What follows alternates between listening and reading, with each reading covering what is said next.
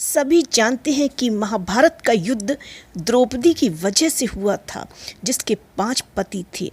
जब महाभारत का युद्ध अपने अंतिम पड़ाव पे था तो इतना नरसंहार देखकर सभी बहुत दुखी थे। द्रौपदी और 5 पांडव एक जंगल में कुटिया बनाकर रहने लगे थे। अंत समय में उसी समय ऐसा कुछ हुआ जिसे सुनकर 5 पांडवों के होश उड़ गए। द्रौपदी का सबसे बड़ा राज द्रौपदी ने अंत समय में बताया था। एक बार द्रौपदी को भूख लगी तो सामने ही आम के पेड़ था, उस पर काफ़ी फल लगे थे। जैसी द्रौपदी ने आमों का एक गुच्छा तोड़ा, तभी वहाँ श्री कृष्ण जी पहुँच गए।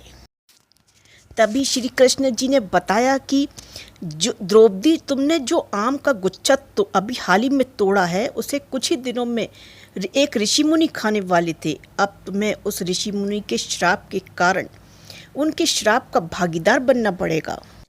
द्रौपदी डर गई और उसने ऋषि मुनि के श्राप से बचने के लिए आम के गुच्छे को वापस लगाना चाहा। तब श्री कृष्ण ने कहा, ये ऐसे नहीं लगेगा द्रौपदी। फिर श्री कृष्ण जी ने ऋषि मुनि के श्राप से बचने के लिए उपाय बताया कि आम के पेड़ के सामने पांडव और द्रौपदी को अपने जीवन का सच बताना पड़ेगा, तभी ये आमों का गुच्छा वापस पेड़ पर लगेगा।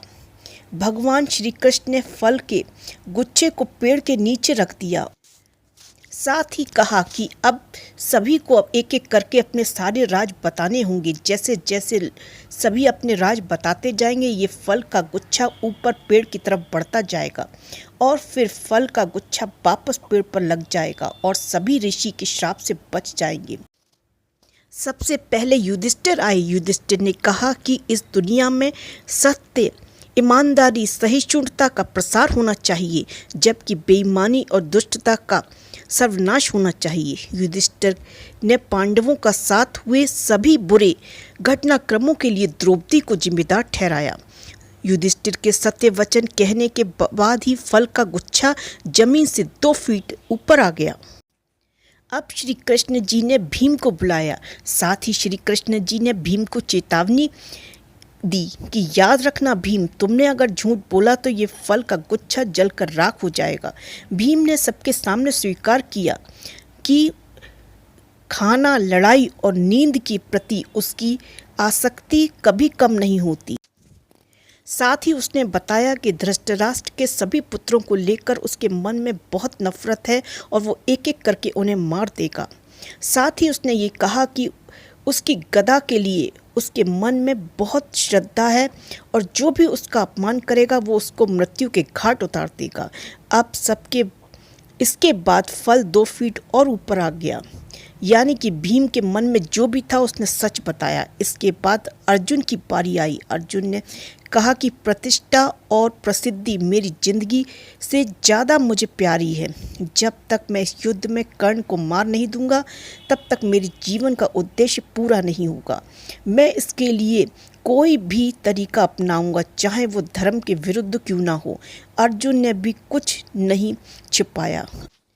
अब अर्जुन के बाद बारी आई नकुल और सहदेव की। उन्होंने भी अपने किसी रहस्य को नहीं छिपाते हुए सच बोला। अब केवल द्रौपदी बची। द्रौपदी ने कहा कि मेरे 5 पति ही मेरी 5 ज्ञानेंद्रियों, आँख, कान, नाक, मुंह और शरीर की तरह हैं।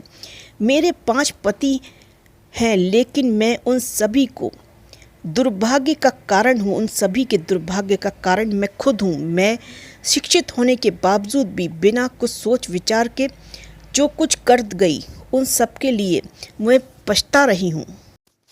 लेकिन द्रौपदी के ये सब बोलने के बाद भी फल का गुच्छा ऊपर नहीं उठा। तब श्री कृष्ण ने कहा कि द्रौपदी कुछ छुपा रही है, और तब द्रौपदी ने अपने पतियों की तरफ देखा और कहा कि 5 से मैं प्यार तो करती हूँ, लेकिन मैं किसी 6वें पुरुष से भी प्यार करती हूँ। मैं उस कर्ण से भी प्यार करती हूँ। जाति की वजह से मैं उससे विवाह नहीं कर पाई। मुझे इस बात का बहुत पछतावा होता है। अगर मैंने उस कर्ण से विवाह कर लिया होता तो शायद मुझे इतना दुख जो आज मैं उठा रही हूँ वो सब नहीं उठाना पड़ता। तब मुझे शायद इतने कड़वे अनुभव से होकर नहीं गुजरना होता। द्रौपदी के इतना कहते ही फल का गुच्छा अपनी जगह पर पेड़ के पास आ गया। इस घटना के बाद से पांडवों को एहसास हुआ कि 5 बहादुर पतियों के होते के बावजूद भी वो अपनी पत्नी की जरूरत के समय उसकी रक्षा करने के लिए नहीं पहुंचे। जब द्रौपदी को उनकी सबसे ज्यादा जरूरत थी तब वो उसके साथ खड़े नहीं हुए।